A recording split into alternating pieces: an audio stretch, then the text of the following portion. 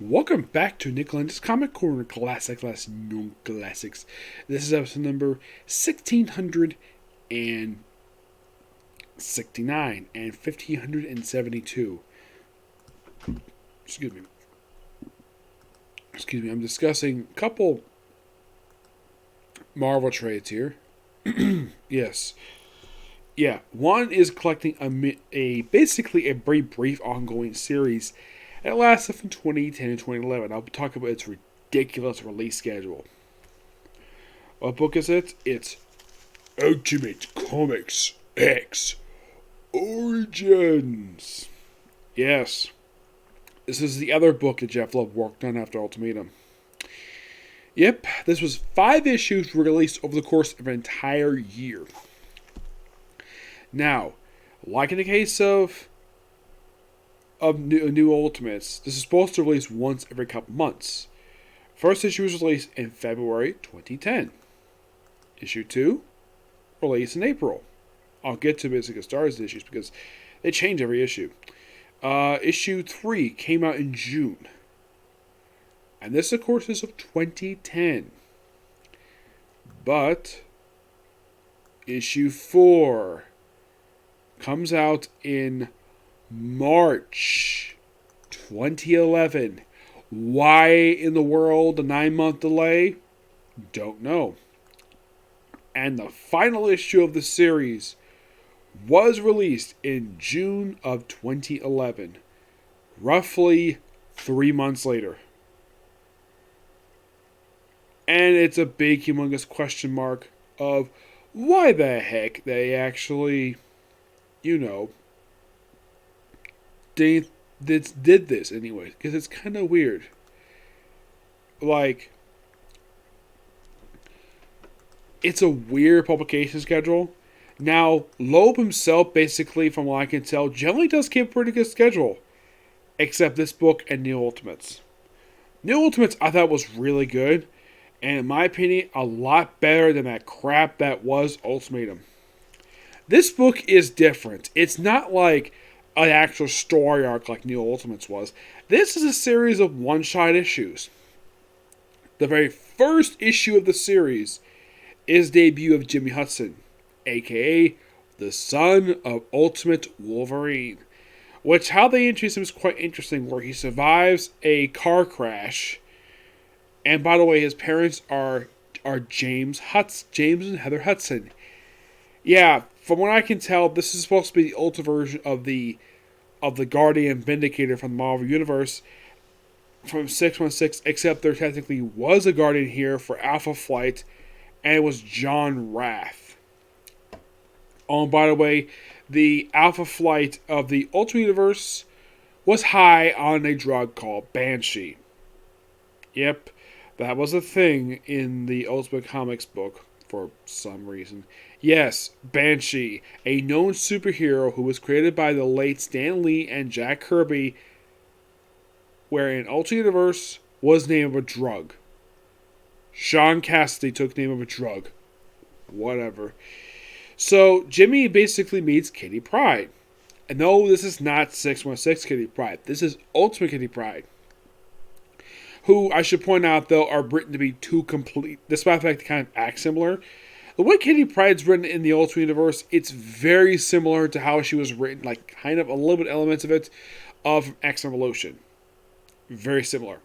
So, it's like, oh, you're going to give us something? And gives a box. A box basically has a hologram of the late Wolverine who was killed in Ultimatum by Magneto and Iron Man's repulsor ray. And this basically is a glaring plot hole here. I think this is Loeb basically apologizing for killing off Wolverine of all people. Where in this box is a recording of Wolverine where he admits that James Hudson is in fact his son. And you need to respect the Hudsons. And that, well, he was not ashamed of the fact. He says, oh yeah, if you wonder who mother is, basically, that's in the past. If you're curious, though, when the heck does he find out who his mother is, might you ask? That's actually not until Ultimate Comics Wolverine.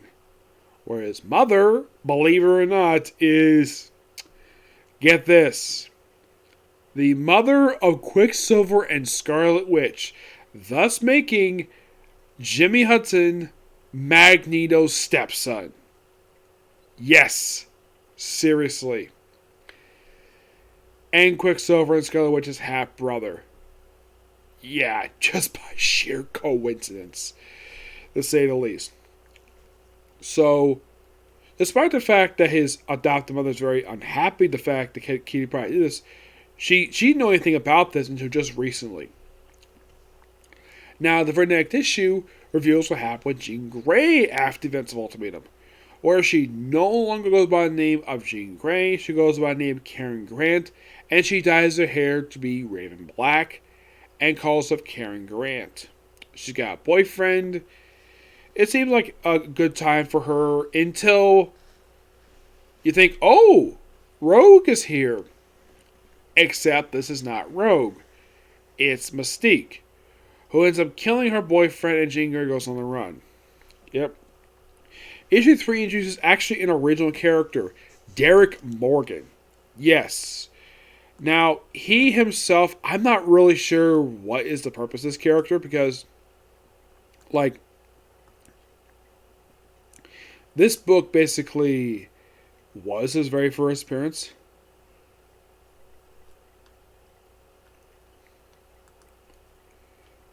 And this is something kind of weird, though. For some strange reason, I'm not really sure why, they brought him to the 616 universe, and he's no longer alive. Yeah, apparently Colin Bunn decided to kill him off in the pages of X and Blue. Yes, a character created by Jeff Loeb and Arthur Adams.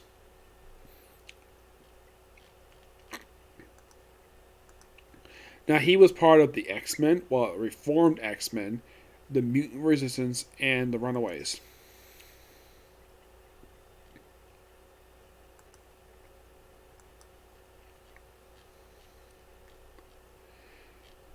Yeah. And issue 4, which, by the way, this came out 9 months after issue 3. This one reveals exactly what happened with Liz Allen, because in the Ultimate Universe, she's a mutant. She's basically Firestar of the Ultimate Universe. There's no the version of the 616 Firestar. Basically, Liz Allen is basically made into a mutant for some reason.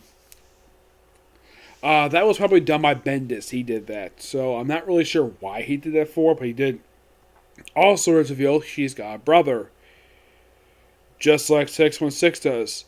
Except this is actually not a stepbrother like it was in 616. This is her half-brother. His name is Teddy Allen. And here's the thing.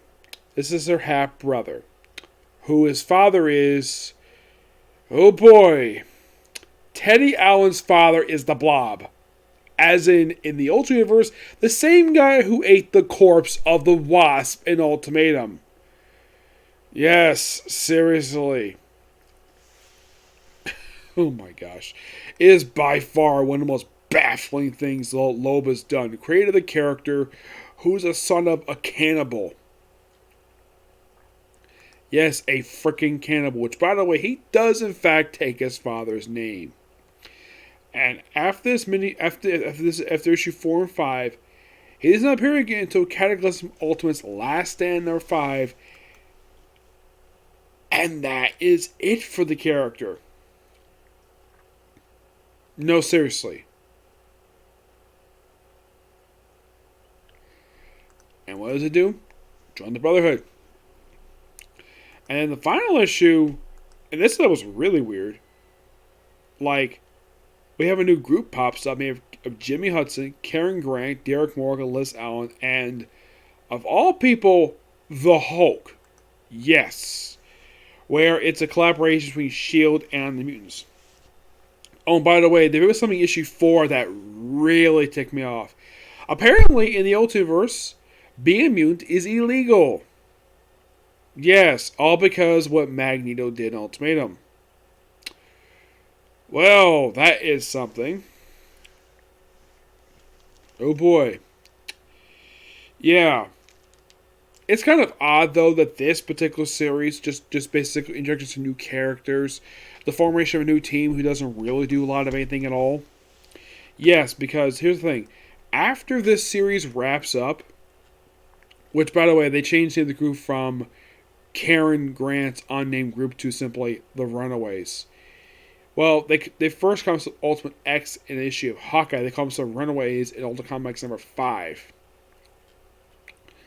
Yes, after this, they popped up in the first issue of Ultimate Comics X-Men, appeared in the Ultimate Hawkeye miniseries, issue Ultimate Comics X-Men, and then they became regular characters in the pages of Ultimate Comics X-Men. Yeah, recurring characters in that book. Where it was kind of like two separate groups when it comes to the X-Men. That's simply put what it is. Yeah. Now you might be asking, like, is there any deaths in this series? Yes, one. A one-shot character gets killed off in issue 4, who's a friend of Teddy, who gets killed right after he kills the vice principal. Yep. I like the artwork Arthur Adams does in here, and it seems completely random the Hulk is in here.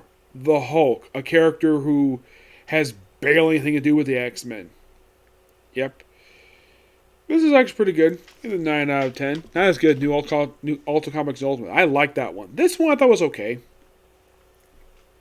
Alright, next up it is Captain America Epic Collection. This is volume number 14.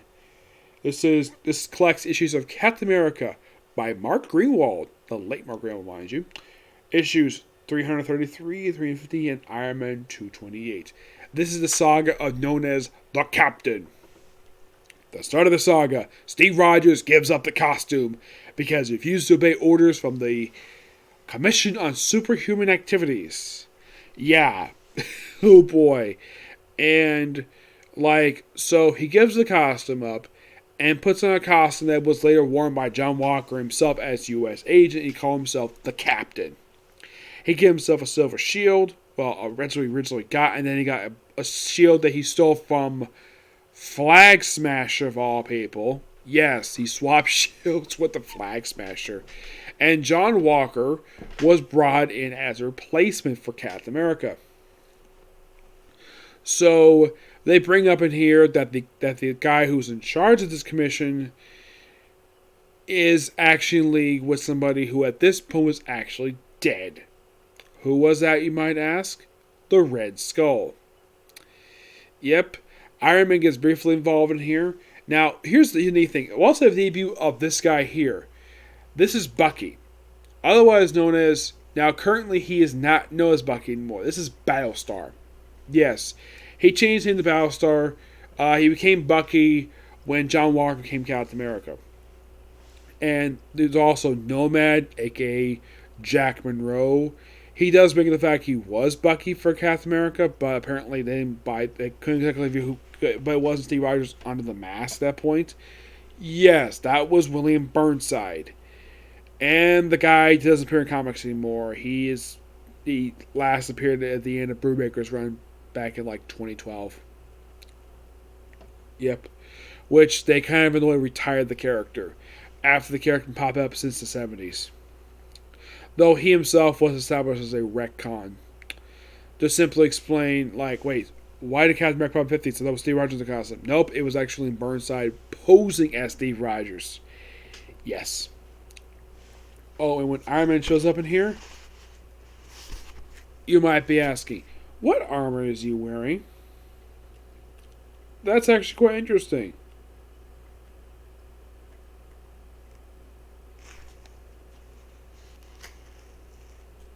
Yeah, we also have 339 be a tie-in to, of all things, Fall Mutants. Yeah, we have Iron Man in the Silver Centaurin armor. Now, Iron Man, at this point, was written by, the two guys who wrote a lot of issues for Iron Man, David Cellini and Bob Light in the artwork. Mm-hmm.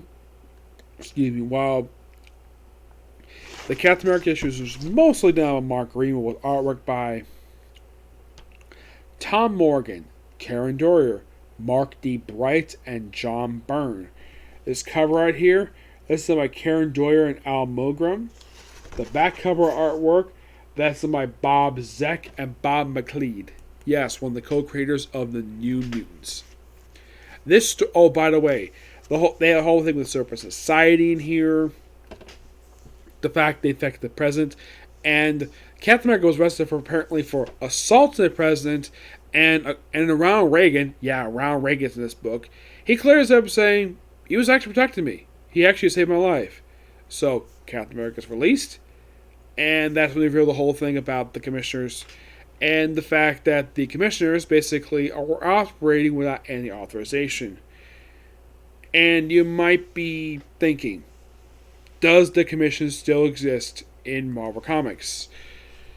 Yes.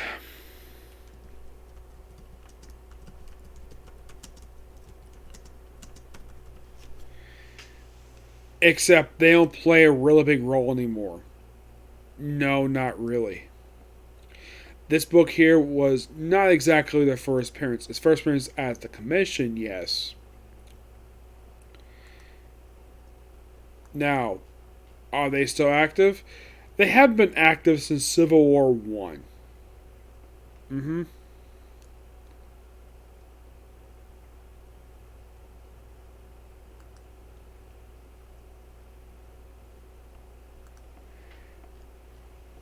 Yeah, and the thing with the commission themselves, they don't really do a lot of anything much anymore. No. I mean, their last physical appearance was actually an issue of Iron Man Legacy. Present day stuff, Iron Man 126. That was the last time officially the commission was active in the Marvel Comics universe. Now, this was released probably in late 2008, so they've not been active in 13 years. Yes, they did pop up in Iron Man Legacy, but that was a series set in the past. Mm-hmm. Yes. That's but what the book was. Mm-hmm. Yeah, it was a book set in the past. That was the whole point of it. It's done by Fred Van Lint, which was a really good series. It only lasted 11 issues. But yeah, the commission were heavily active from the 80s up until around like the mid 2000s. After that, I think Marvel, some of Marvel must have had enough of the commission, so they just don't feature them anymore. But this is the premise that featured in, and the president himself was not consulted about replacing Steve Rogers with John Walker. He does praise John Walker for his work, but he was not happy with Steve Rogers being replaced. So, at the end of the story arc by 351, Captain America is back being Steve Rogers, and John Walker, who, by the way, he had first job here as Super Patriot, he was actually appointed by the commission to become Captain America, except he's very violent, and U.S.Agent is a noteworthy being a jerk to people. Yep. But this book is awesome. I give this book a 10 out of 10. It's really good. Excuse me. So, that's a particular review. Next one's going to be another kind of big collection. Plus some issues of Thor. Yep. Hope we do. Bye.